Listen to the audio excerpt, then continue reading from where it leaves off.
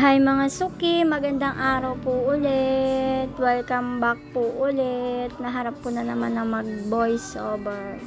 Ngayong araw nga pala mga suki ay may pa-order po tayo ng medium palitaw balls nga mga suki. At dahil hindi ako nakapagluto ng yema, ang pinalaman ko lang dyan ay cheese at saka ubi halaya. Kung mapapansin nyo nga mga suki, yung pagkakat ko ng donya, ganyan ako mag-cut para maging equal yung size niya.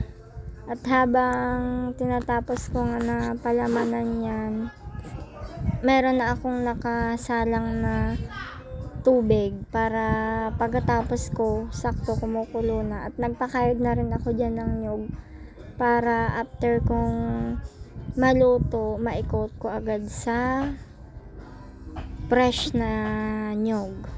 Dati ko ng recipe to noon pero hindi ko lang ulit na ipagpatuloy dahil sa dami ba naman ng recipe na hinahawakan ko. Kaya nakalimutan ko na ulit to. Ngayon nagpanibago uli ako. At yan, kumukulo na yung tubig, pwede nang ilagay. Kapag kulong-kulo na siya, kapag lumutang na, ibig sabihin luto na. Ilagay lang sa malamig na tubig, then i-coat na sa nakayod na nyug. Yun lang po. Maraming salamat sa panonood. God bless.